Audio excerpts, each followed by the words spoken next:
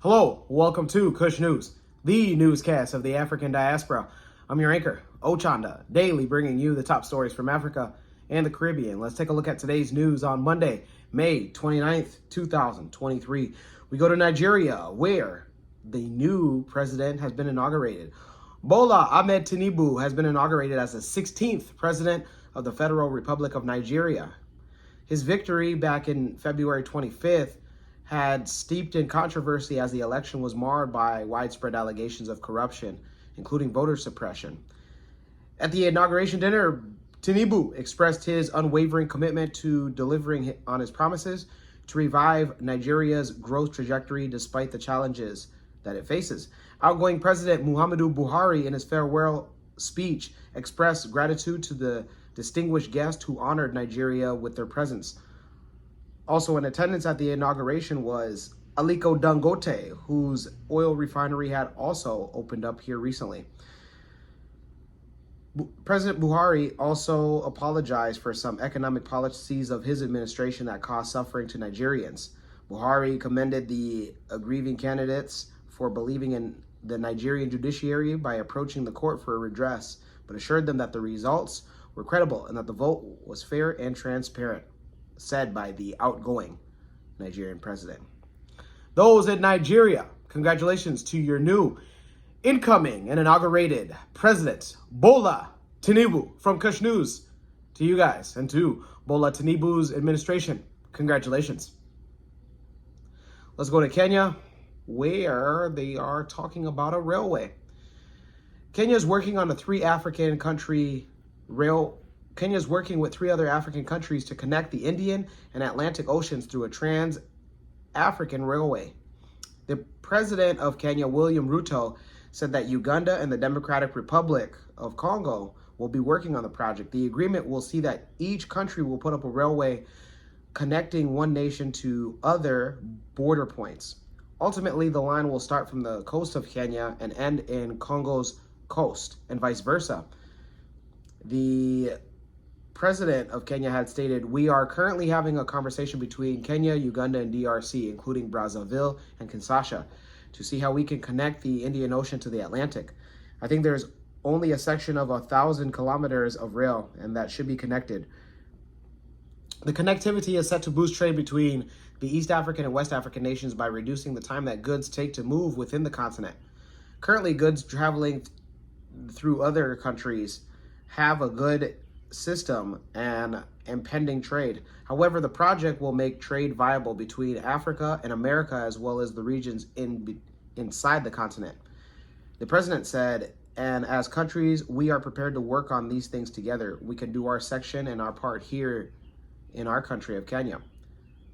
Those in Kenya, let us know your thoughts and let us know if, in fact, you're ready to get to work on the intercontinental line. Let's go and stay in the region and go to Uganda, where President Museveni has broke his silence on a recent attack. President Museveni has described on Friday the attack on the UPDF base in Somalia by Al-Shabaab. In a late Saturday evening statement, Museveni said that there was panic on the side of Ugandan soldiers, and this could have several problems.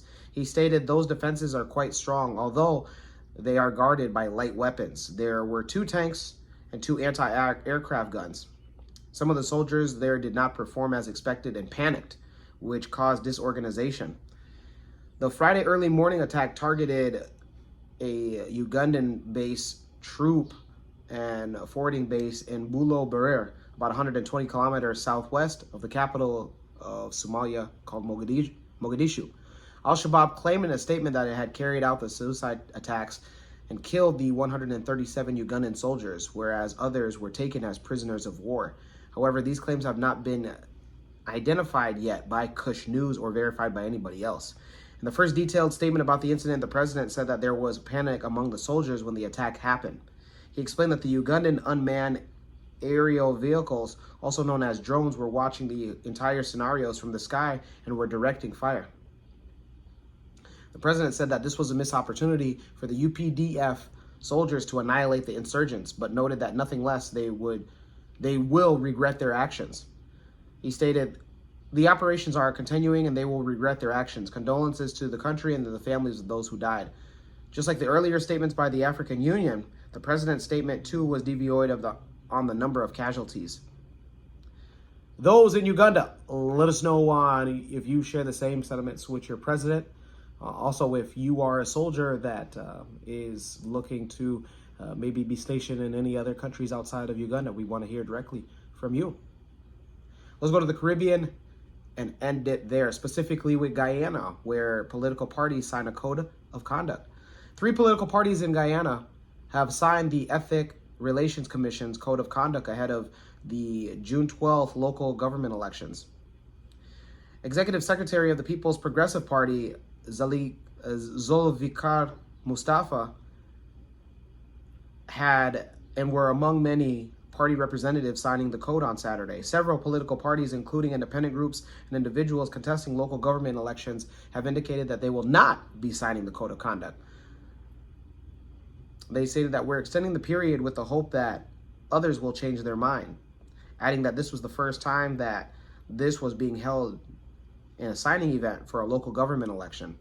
The signing of a code of conduct signified the willingness of contestants to promote ethnic harmony and abstain from hate speech before, after, and even during elections.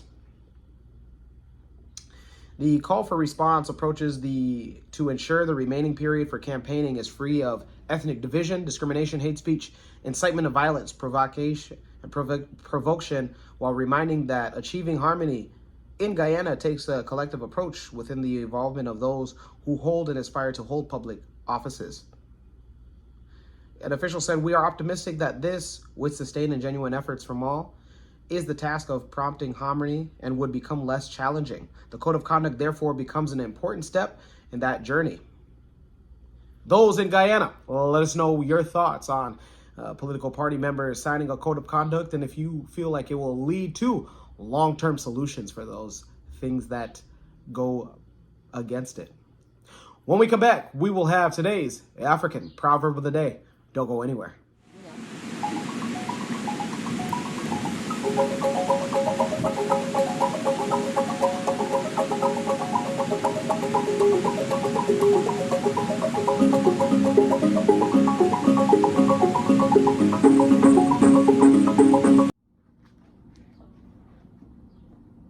Oh, hey, didn't even see you there. I'm Ochanda with Kush News, exclusively on Kush Convos TV. We provide the news each and every single day to the African diaspora. Numbers show that the African diaspora population globally is at over 100 million. This is your chance for your business to have ad placement during the show. We offer different ad packages. And once again, we provide the news each and every single day. When your dad has a problem with his glass eye, we provide the news. When your best friend has brought over her kids so she can go out, we provide the news. When your cousin has came over, used the bathroom, and now the toilet is clogged, we provide the news. I'm Ochanda at Kush News. Reach on out to the email address below. Welcome back. Let's take a look at today's African proverb of the day. And it comes to us from the Iwe. I know we have Iwe. There's Iwe in Ghana and there's Iwe in Togo. I might know some things. I know some things here, some things there. And it reads, "It is not the cook's fault when the cassava turns out to be hard and tasteless." Once again, it is not the cook's fault when the cassava turns out to be hard and tasteless. Iwe proverb. Ooh, I like it. I like it a lot. So when the food is bad, it's not the cook's fault. Huh. It might be your taste. Let me know your interpretation of today's African proverb of the day, as well as your thoughts, views, questions, comments, and concerns on the top stories. Don't forget to like, subscribe, hit that notification bell for today and any other time that we upload material. For Kush News on Kush Convos TV, I'm Ochanda. We'll see you soon.